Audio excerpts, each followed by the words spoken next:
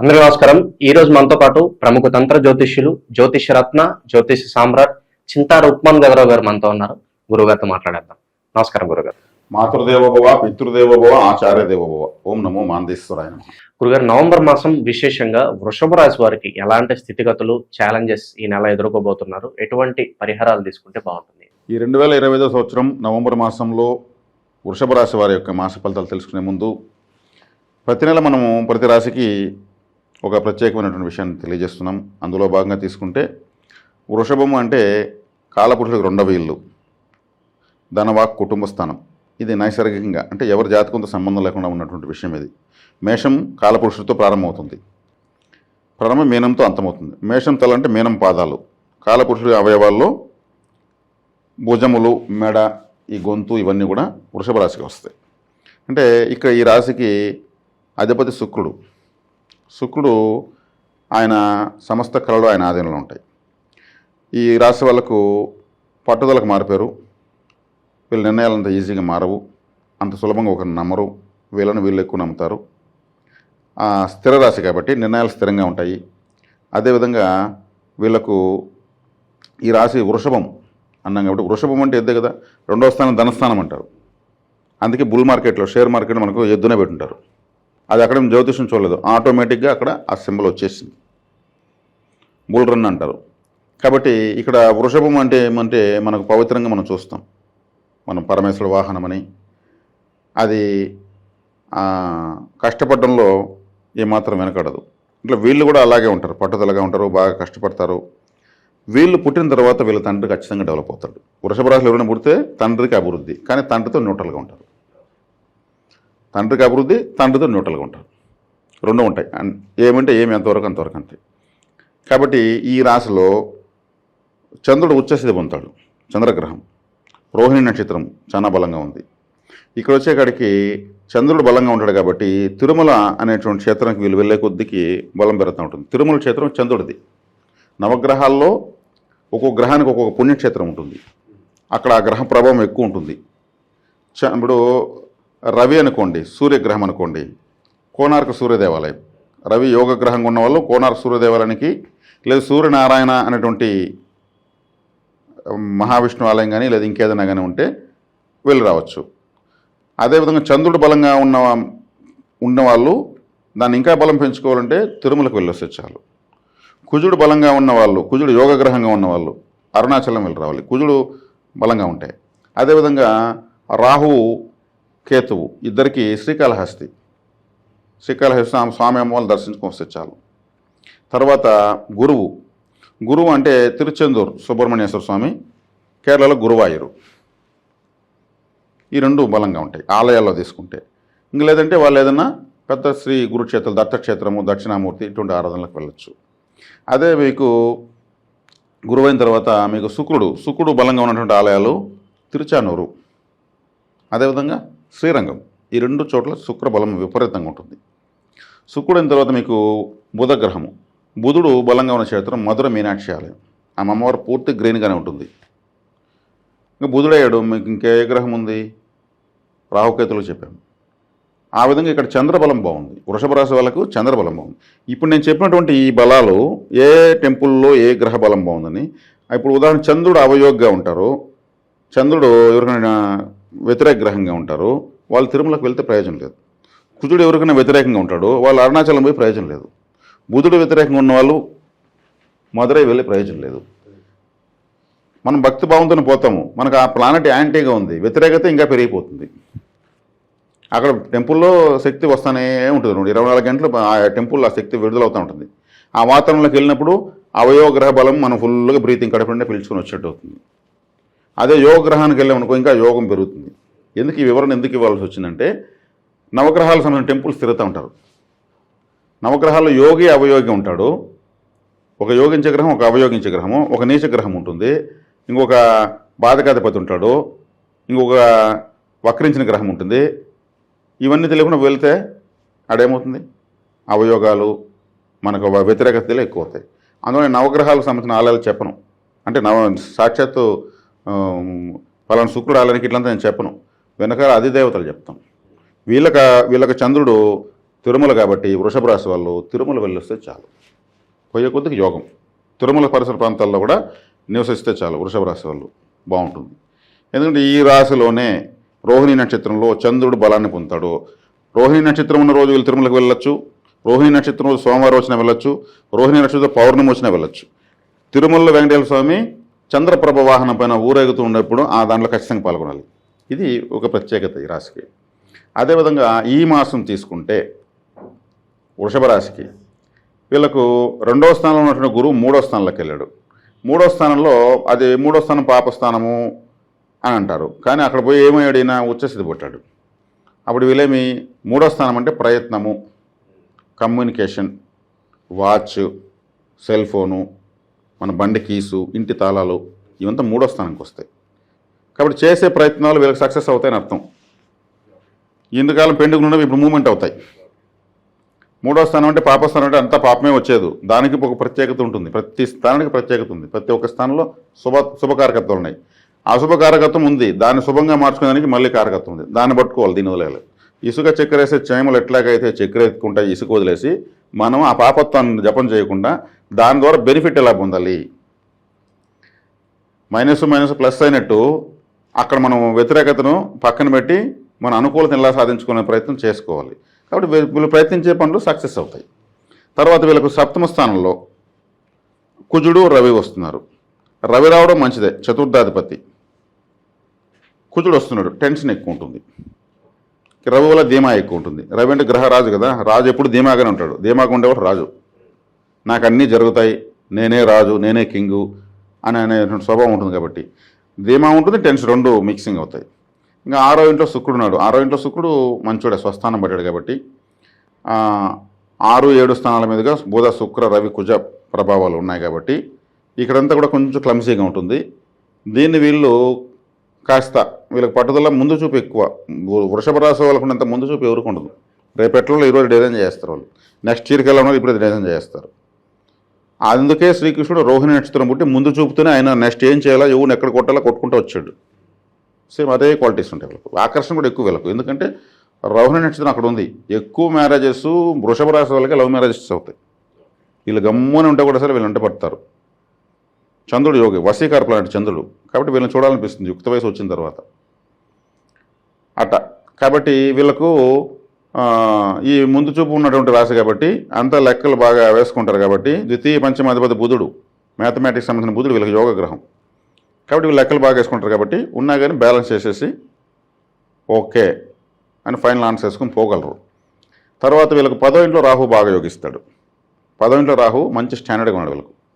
4 కేతువు ఇంట్లో కన్నా కొంచెం బయట బాగుంటుంది వీళ్ళకి. ఇంట్లోంచి వస్తే రిలాక్స్ అయిపోతారు. అక్కడ కేతు ఉన్నాడు కదా, వైరాగ్యంగా ఉంటుంది, బోరుగా ఉంటుంది. బయట వచ్చేస్తారంటే బాగుంటారు. ఇంక ఇంటికి పోవాలి పోతారు, తినేసి పడుకుని వచ్చేస్తారు, టక్కున బయట వచ్చేస్తారు. ఇప్పుడు ఉన్నటువంటి బయటికి ఎప్పుడు వెళ్దామా, ఎంజాయ్ చేస్తామా అన్నట్టు ఉంటుంది. అదేవిధంగా ఖర్చు పెట్టే దాంట్లో వీళ్ళంటూ లేరు, మళ్ళీ సేవ్ చేసే దాంట్లో వీళ్ళంటూ లేరు. ఎక్కడ ఖర్చు పెట్టాలి అక్కడ తెలివి ఖర్చు పెడతారు. క్యాలిక్యులేషన్ బాగా తెలుసు అని చెప్పాను కదా. లాభంలో శని ఉన్నాడు, వక్రించున్నాడు, మంచిదే. ఇంక తొందరలో అది కూడా వక్రత్వం కూడా పోతుంది. ఇక్కడ ఓవరాల్గా చూసుకుంటే వీళ్ళకు మ్యాక్సిమం పర్సంటేజ్ ప్లానెట్స్ బాగున్నాయి. విద్యార్థులు, వ్యాపారస్తులకు ఏదైనా సూచన ఉన్నది? విద్యార్థులు అంటే 4వ స్థానంలో కేతు ఉన్నాడు, కొంచెం శ్రమతో కూడుకున్నటువంటి ఫలితం ఉంటుంది. 4వ ఇంటి వాడు మళ్ళీ లగ్నాన్ని రాశిని చూస్తాడు రవి. అదే ధీమా అనేది డామినేట్ చేస్తుంది. కానీ ఎంత ధీమా ప్రదర్శించినా కుజుడు అనేవాడు టెన్షన్ పెడతాడు. ఈ రాశి కుజుడు మంచోడు కాదు, ఈ రాశిని కుజుడు చూడకూడదు. కాబట్టి శుక్రరాశిని కుజుడు చూడడము, కుజుడు రాశిని శుక్రుడు చూడడం మంచిది కాదు. ఇక్కడ శుక్రుడు మళ్ళీ మేషాన్ని చూస్తాడు, కుజుడు వృషభాన్ని చూస్తాడు. ఒకరి రాశిని ఒకరు చూసుకుంటున్నారు. కాబట్టి ఇక్కడ ఏమవుతుంది, ఇండివిజువల్గా వీళ్ళు పట్టుదల కలిగిన వాళ్ళు కాబట్టి ఎఫర్ట్ పెడతారు.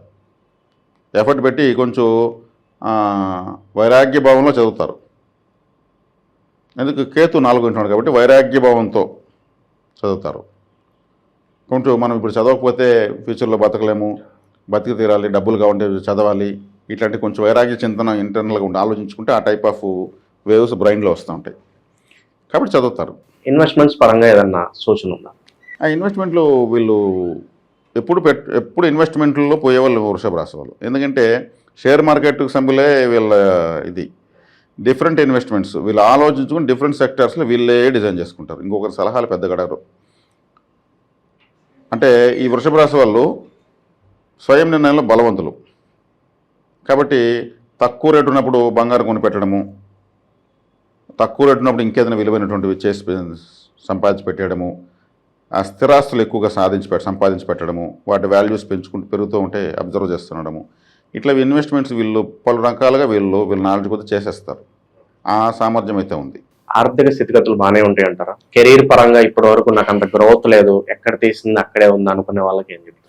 వృషభ రాశి వాళ్ళకు ప్రత్యేకత ఏమంటే, ఇప్పుడు మన రాశి ఫలితాలు మాస ఫలితాలతో సంబంధం లేకుండా చెప్పాలంటే, ఫౌండేషన్ ఉన్నటువంటి రాశి, ఫౌండేషన్ ఉన్న లగ్నం అది. వీళ్ళు ఎటు తిరిగి జీవితాన్ని కోల్పోరు, ఏదో ఒకటి చేసి నిలబెట్టుకునేటువంటి సామర్థ్యం వీళ్ళకు ఉంటుంది, పుట్టుకతో ఉంటుంది. పిరికి వాళ్ళుగా వీళ్ళు ఫైనల్ ఎవరు నిలబడరు, జీవితంలో విక్టరీ కొట్టే తీరుతారు.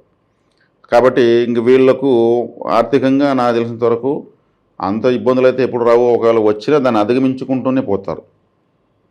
ఎప్పటికప్పుడు మంచి శారీరక స్థితి కూడా బాగానే ఉంటుంది. చూసాను సన్నగా ఉన్నా కానీ ఇంటర్నల్ స్ట్రెంగ్త్ బాగుంటుంది. వృషభం అంటే మనకు బలహీనంగా పిల్లగా ఏం కనిపించదు కదా. అంటే గుడ్డిగా ఒకరు నమ్మరు, అంత గుడ్డిగా ఎవరు నమ్మరు, అంటే ఎవరిని మోసపోరని అర్థం. కుటుంబ పరంగా, ప్రేమ అనురాగాల పరంగా ఎలా ఉంటుంది? నేను చెప్పాను కదా, ఫ్యామిలీ ఫస్ట్, ప్రపంచం నెక్స్ట్ అంటారు వీళ్ళని చెప్పాను కదా. కుటుంబ పరంగా వీళ్ళన్నీ బాగానే కరెక్ట్గా చూసుకుంటారు. చిన్న విషయాన్ని కూడా ఎప్పటికప్పుడు కరెక్షన్ చేస్తూనే ఉంటారు. చిన్న విషయాన్ని కూడా ఎక్కువ కేర్ తీసుకుంటారు వృషభ రాశి వాళ్ళు. ఇప్పుడు శ్రీకృష్ణుల వారికి 8 మంది భార్యలు, ఆయన ఎప్పుడు నవ్వుతూనే ఉంటాడు. కుటుంబ పరంగా బాగా అన్నీ సెటరేట్ చేసుకుంటేనే కదా.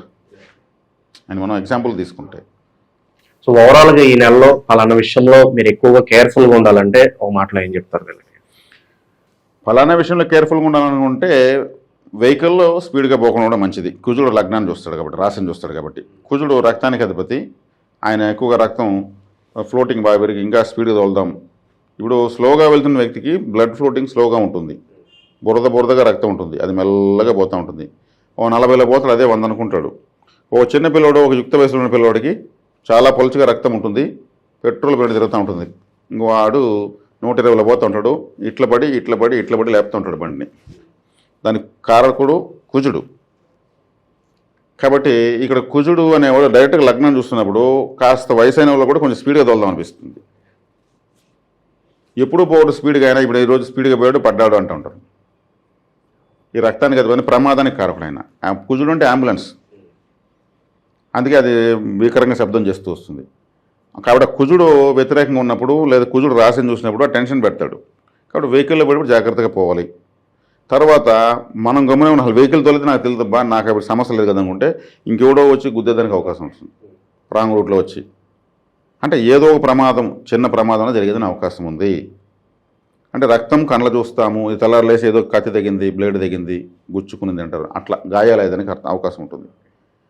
దీనికి సుబ్రహ్మణ్య ఆరాధన చేసే చాలు. సుబ్రహ్మణ్య స్వామిని చక్కగా ఆయన యొక్క కందషష్ఠి కవచం కానీ, సుబ్రహ్మణ్య కరావలమ స్తోత్రం కానీ ఏదో ఒకటి చదువుకోవడం మంచిది. అది ఓం శరవణభవ అని ఒక 108 సార్లు చెప్పుకోవడం మంచిది. ఎందుకంటే ఆయనకు అధిష్టాన దేవత. ఇప్పుడు గ్రహాన్ని శాంతి, డైరెక్ట్ గ్రహాన్ని శాంతి చేస్తే టైం వేస్ట్. అధిష్టాన దేవతలు ఉంటారు, వాళ్ళని పట్టుకుంటే గ్రహాన్ని ఆర్డర్లో పెడతారు వాళ్ళు. ఎవరైనా చేయాల్సింది చెప్పనే. ఇక ధనపరంగా ఏదన్నా రెమెడీ ఉంటే తెలియజేయండి. ధనం నిలబట్టలేదు అనుకున్న వాళ్ళకి. ధనము నిలబట్టలేదు అనుకున్న వాళ్ళకి మామూలుగా కరెన్సీ అంటాం కదా. కరెన్సీ అనేది కరెంట్ అనే పదం నుంచి పుట్టింది. కరెంటు నుంచి కరెన్సీ పుట్టింది అని అంటారు. నేను ఒక కోచింగ్లో విన్నాను, అది యాక్సెప్టబుల్గా అనిపించింది. ఈ కరెంట్ ఎక్కడి నుంచి పుట్టింది? వాటర్ నుంచే పుట్టింది. అంటే నీళ్ళ నుంచి కరెంట్ ఉత్పత్తి చేస్తున్నారు. అంటే నీళ్లు ప్రవహిస్తూ ఉంటాయి కదా, కరెంటు కూడా ప్రవహిస్తూనే ఉంటుంది. నిస్థిరంగా కరెంట్ ఉండదు, ఖర్చు అవుతూ ఉంటుంది. మనం ఖర్చు పెట్టే కొద్దీ యూనిట్లు ఎంత ఖర్చు పెట్టామని చెప్పి ఈ డబ్బులు కూడా అలాగే ఖర్చు అవుతూ ఉంటుంది. దీన్ని సద్వినియోగంగా ఖర్చు పెడతా ఉంటే మళ్ళీ మనకు అందుబాటు. దుర్వినియోగం చేస్తే సప్లై ఆగిపోతుంది. కాబట్టి ఇక్కడ మనము దుర్వినియోగం చేయకుండా ఉన్న వాళ్ళంతా రాశి ఫలితాలు, మాస ఫలితాలు అవసరం వాళ్ళ అవసరానికి ఖర్చు పెడుతున్నారు. అనవసరానికి ఖర్చు పెడితే అవసరం డబ్బు లేకుండా పోతుంది. ఈ సూత్రాన్ని ప్రతి ఒక్కరు అమలు చేసుకుంటే మంచిది. అది నిలవదు, ఖర్చు అవుతూనే ఉంటుంది. డబ్బు వస్తామంటే మనం సద్వినియోగం చేస్తే మళ్ళీ మనకు అది సంతోషపడుతుంది కరెన్సీ. మనం చాలా మంచి ఆలోచనతో ఖర్చు పెట్టాడని ఆ వేవ్ ఇంకా పెరుగుతుంది. మనం దురాలోచనతో పడితే ఏమవుతుంది, కొద్ది రోజుల తర్వాత ఆగిపోతుంది, మనీ ఫ్లోటింగ్ రాదు. కాబట్టి ఈ విధంగా వాళ్ళు ఎవరైనా సరే, ఏ రాశి వాళ్ళైనా సరే డబ్బును దుర్వినియోగం చేసుకోవచ్చు, డబ్బు ఫ్లోటింగ్ ఆగిపోతుంది. నీటిని వృధా చేయకూడదు అంటారు కదా, నీటిని వృధా చేస్తే ఏమవుతుంది? పంటలు పండవు. సేమ్ డబ్బు కూడా వృధా చేయకూడదు, ఒకదానికి ఒకటి లింక్ అనమాట. కాబట్టి ఇది జనరల్గా ప్రతి ఒక్కరికి అవసరం పరిహారము. ఇక ఈ మాసం మనం ప్రతి రాశికి ఈ కార్తీక మాసం అనేది ఒక శక్తివంతమైనది ఉంది. కృత్తికా నక్షత్రం 3 పాదాలు ఈ నక్షత్రంలోనే, ఈ రాశిలోనే ఉన్నాయి. ఈ కృత్తికా నక్షత్రం వాళ్ళు చక్కగా దీపాలు పెట్టచ్చు. అదేవిధంగా రోహిణి నక్షత్రం వాళ్ళకి పరమమిత్రతార అవుతుంది. కృత్తికా నక్షత్రం వాళ్ళు కూడా ఎక్కువగా దీపాలు పెట్టచ్చు. అదేవిధంగా మనకు మృగశిర నక్షత్రం ఉంది, వాళ్ళకు మిత్రతార అవుతుంది కృత్తికా నక్షత్రం. ఈ రాశిలో అన్ని నక్షత్రాల వాళ్ళు హ్యాపీగా దీపాలు పెట్టచ్చు. కృత్తికా నక్షత్రం 75% ఈ రాశిలోనే ఉంది. కాబట్టి వృషభ రాశి వాళ్ళ జీవితంలో వెలుగులు అయితే ఖచ్చితంగా వస్తాయి. ఈ రాశికి చతుర్థాధిపతి లగ్నాన్ని చూస్తున్నాడు, రాశిని చూస్తున్నాడు, రవిగ్రహము. కాబట్టి ఇంకా కూడా బలమైనటువంటి, అసలు ఏ దోషాలు లేకుండా పోతాయి. అసలు వీళ్ళు చెప్పాలంటే ఈ రాశి వాళ్ళకు దీపాలు ఎక్కువ పెట్టడం వల్ల దీపారాధన అనేది అంత గొప్పది. కాబట్టి ఈ రాశిలో పుట్టినటువంటి, ఈ నక్షత్రాల్లో పుట్టినటువంటి వాళ్ళకు మనం ప్రతి రాశికి ఒక బ్యాంకు అనేది సూచిస్తున్నాము. ఈ కృత్తికా నక్షత్రం వాళ్ళకు 2వ స్థానం అయినటువంటి, 2వ రాశి అయినటువంటి సంపత్తార అనేటువంటి రోహిణి నక్షత్రం. ఈ రోహిణి నక్షత్రానికి సంబంధించిన చంద్రుడు యొక్క శక్తి హెచ్డిఎఫ్సి బ్యాంకులో ఉంటుందని నా వ్యక్తిగత పర్సనల్ నేను తెలుసుకున్నాను. ఇక హెచ్డిఎఫ్సిలో స్టార్ట్ చేసుకోవచ్చు. అదే రోహిణి నక్షత్రం వాళ్ళు మృగశిర నక్షత్రానికి సంబంధించినటువంటి సంపత్తార. కాబట్టి ఈ వృషభ రాశి మృగశిర, మృగశిర జంతువు యొక్క తల, వృషభం అంటే ఎద్దు, ఇదే ఎద్దు సింబల్ ఉన్నటువంటి ఇండస్ ఇండ్ బ్యాంక్, అది కూడా మృగశిర జంతువు యొక్క తల. ఇండస్ ఇండ్ బ్యాంకులో వీళ్ళు అకౌంట్ ఓపెన్ చేసుకోవచ్చు. మృగశిర నక్షత్రానికి అధిపతి కుజుడు ఎరుపు రంగును సూచిస్తాడు. ఇండస్ ఇండ్ బ్యాంక్ యొక్క బోర్డు కూడా ఎరుపు రంగులోనే ఎద్దు తలతోనే ఉంటుంది. అదే మృగశిర నక్షత్రం వాళ్ళు ఏ బ్యాంకులో ఓపెన్ చేసుకోవచ్చు అంటే రాహువు యొక్క శక్తి, చంద్రుడి శక్తి కలిసి ఉన్నటువంటి బ్యాంకు హెచ్డిఎఫ్సి బ్యాంకు, అక్కడ ఓపెన్ చేసుకోవచ్చు. ఈ నక్షత్రాలు ఉన్న రోజు వాళ్ళు బ్యాంకులో వెళ్ళి ఆయా బ్యాంకులో కూర్చొని కొంచెంసేపు స్పెండ్ చేసి రావచ్చు. ఏదో ఒక ట్రాన్సాక్షన్ చేయాలి ఆ రోజు, ఫైనాన్షియల్గా బాగుంటుంది. ఇది ప్రతిరోజు చేసేది కాదు, ఆ నక్షత్రం వచ్చినప్పుడు చేసుకోవాల్సిన యాక్టివిటీ. కాబట్టి ఇది వీళ్ళకు ఈ మాసం మనం తెలియజేసినటువంటి ముఖ్యమైన విషయాలు. ఓవరాల్గా వృషభ రాశి వాళ్ళకి ఎలాంటి స్థితిగతులు రాబోతున్నాయి, ఎలాంటి జాగ్రత్తలు తీసుకోవాలని అద్భుతంగా వివరించారు. ధన్యవాదాలు.